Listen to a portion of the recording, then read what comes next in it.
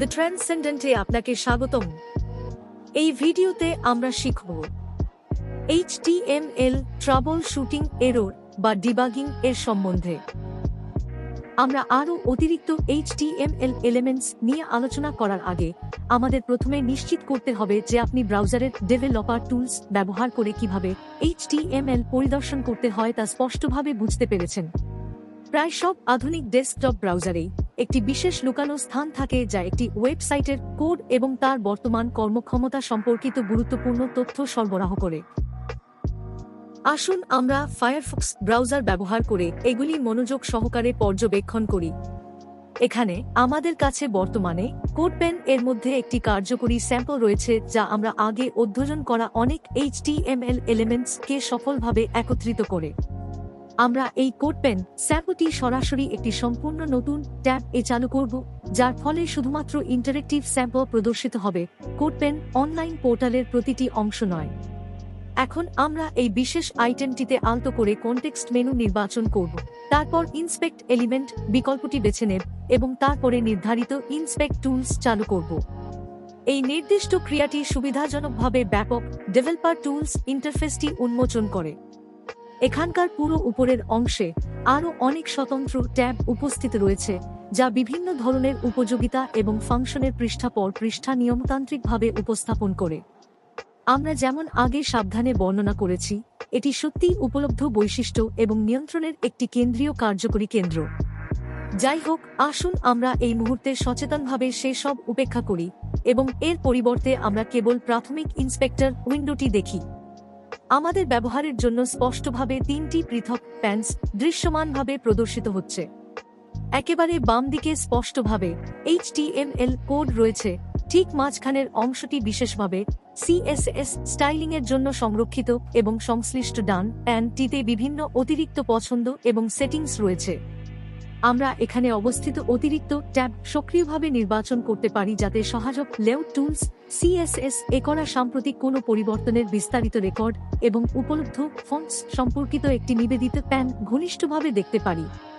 কিন্তু আপাতত আমরা এই বিশেষ ডান প্যান অথবা প্রকৃতপক্ষে CSS এর জন্য তৈরি এই নির্দিষ্ট মধ্য প্যান নিয়ে এখনই তেমনভাবে বিচার করছি না।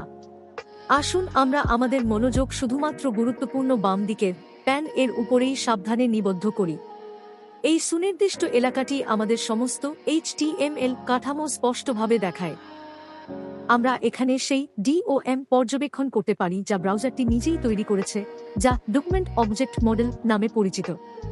ফায়ারফক্স আমরা যে HTML কোড সরবরাহ করেছিলাম তা প্রক্রিয়া করেছে এবং পরবর্তীকালে এটি কিছু সংশোধন করেছে। ব্রাউজারটি অধ্যবসায়ের সাথে আমরা অজান্তে অন্তর্ভুক্ত করতে পারতাম এমন কোনো সম্ভাব্য ত্রুটি সংশোধন করার চেষ্টা করেছিল এবং তারপরে নিজস্ব পরিমার্জিত ব্যাখ্যা DOM সংস্করণ তৈরি করেছিল। আমরা স্পষ্টভাবে বুঝতে পারি যে HTML ডিবাগিং সম্পর্কিত হেডলাইন একটি H1 ট্যাগ এর মধ্যে সুন্দরভাবে আবদ্ধ এবং ঠিক তার নিচে HTML ইস্যুস পালন বিভাগটি একটি H2 হিসাবে মনোনীত।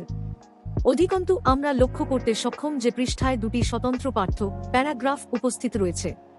আমরা একটি P এলিমেন্ট পর্যবেক্ষণ করি, তবে প্যারাগ্রাফ এর মধ্যে সম্পূর্ণ পাঠ্য প্রদর্শন না করে এটি কেবল একটি ডট দিয়ে এটি নির্দেশ করে। এছাড়াও প্রসারণের জন্য ঠিক এই স্থানে একটি ছোট ত্রিভুজাকার সূচক স্থাপন করা হয়েছে। আমাদের এই ত্রিভুজাকার মার্কারগুলিতে ক্লিক করে সেগুলি প্রসারিত করার এবং এর মাধ্যমে অভ্যন্তরে লুকানো সামগ্রী প্রকাশ করার ক্ষমতা রয়েছে। আমরা দ্বিতীয় প্যারাগ্রাফ এর মধ্যে উপলব্ধি করতে পারি যে সংশ্লিষ্ট ফুটনোটের জন্য সংখ্যাটিকে ফরম্যাট করতে একটি SUP এলিমেন্ট ব্যবহৃত হয়। আমরা যখন পৃষ্ঠাটি আরও নিচে স্ক্রোল করি তখন আমরা একটি PRE এলিমেন্ট এবং একটি ব্ল্যাক কোট এলিমেন্ট উভয়ই শনাক্ত করতে পারি। সরাসরি সেই ব্ল্যাক কোট এর মধ্যে আমরা দেখতে পাই যে অ্যাট্রিবিউশনের জন্য একটি সাইট এলিমেন্ট ব্যবহার করা হচ্ছে। ইন্সপেক্টর টুলটি এই মুহূর্তে DOM ট্রি কাঠামোকে কার্যকরভাবে দৃশ্যত উপস্থাপন করছে, যা সমস্ত এলিমেন্টস এর শ্রেণীবদ্ধ বা পারিবারিক বৃক্ষ সম্পর্ক দেখায় এবং এটি অত্যন্ত সহায়ক হতে পারে। অধিকাংশ আধুনিক ওয়েব ব্রাউজার যেমন সাফারি, ক্রোম এবং ডেভেলপার টুলস দিয়ে সজ্জিত থাকে এবং সেগুলির সবটিতেই একটি HTML প্যানেল থাকে যা কার্যকারিতার দিক থেকে এটির মতোই। এই সরঞ্জামগুলি কোড এলিমেন্টস কে ইন্ডেন্ট করার জন্য ধারাবাহিকভাবে একই পদ্ধতি ব্যবহার করে এবং ব্যবহারকারীদের জটিল DOM ট্রি নেভিগেট করতে এবং বুঝতে সহায়তা করার জন্য এই ছোট ত্রিভুজাকার আইকনগুলি ব্যবহার করে। আমরা ইন্টারনেট এ উপলব্ধ কার্যত যে কোনো ওয়েবসাইট পুঙ্খানুপুঙ্খভাবে পরিদর্শন করতে এই ডেভেলপার টুলস এর সুবিধা নিতে পারি এবং মূলত কোডের নিচে উঁকি দিয়ে দেখতে পারি যে অন্যান্য অভিজ্ঞ ডেভেলপাররা কিভাবে HTML কাঠামোবদ্ধ করে এবং ব্যবহার করে। এটি একটি সাধারণ পদ্ধতি যা আমরা অনুপ্রেরণা এবং ব্যবহারিক ধারণা সংগ্রহের জন্য ব্যবহার করি যখন আমরা সবচেয়ে উপযুক্ত মার্কআপ প্রযোগ সম্পর্কে অনিশ্চিত বোধ করি। এই ধরনের ক্ষেত্রে আমরা সাধারণত রেফারেন্সের জন্য অন্যান্য বিদ্যমান ওয়েবসাইটগুলিতে নেভিগেট করব।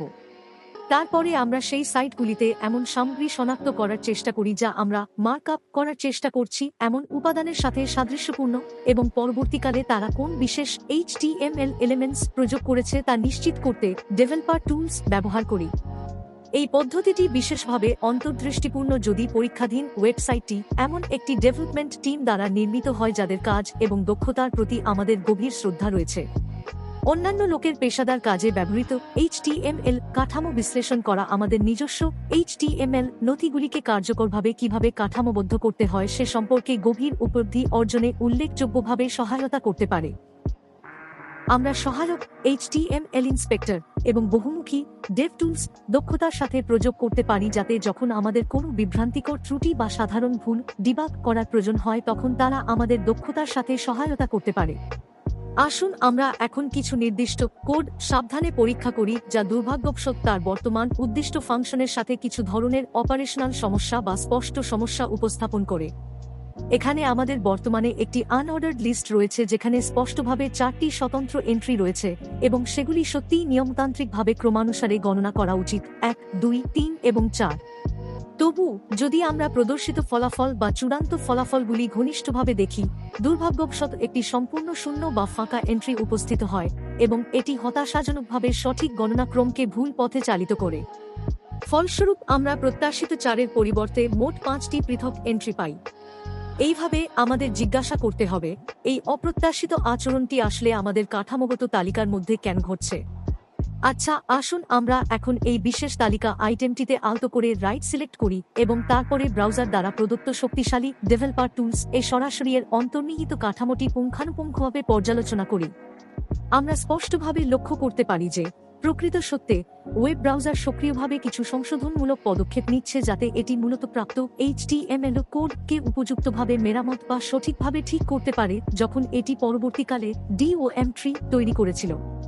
এবং ব্রাউজার নিজেই যৌক্তিকভাবে মনে করে বা দৃঢ়ভাবে ভাবে যে প্রকৃতপক্ষে ঠিক 5টি স্বতন্ত্র এন্ট্রি উপস্থিত থাকা উচিত, 1, তারপর 2, তারপর একটি শূন্য স্থান এবং তারপর 3, অবশেষে 4 দ্বারা অনুসরণ করা হয়। এইভাবে আমাদের অবশ্যই নির্ধারণ করতে হবে এই অসামঞ্জস্যের কারণ হওয়ার জন্য ঠিক কি ঘটছে বা বর্তমানে কি চলছে।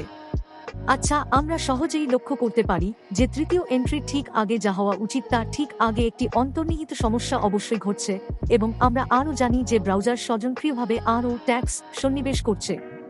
এটি স্পষ্টতই ডকুমেন্ট স্ট্রাকচারে HTML ট্যাগস এর একটি সম্পূর্ণ অতিরিক্ত এবং বেশ অপ্রয়োজনীয় সেট যুক্ত করছে। আসুন আমরা এখন আমাদের নিজস্ব প্রাথমিক HTML মার্কআপ এর দিকে সাবধানে ফিরে তাকাই এবং উদ্দিষ্ট তৃতীয় তালিকা আইটেম বা সামগ্রিক পদের ঠিক আগে একটি নির্দিষ্ট স্থান যত্ন সহকারে শনাক্ত করি।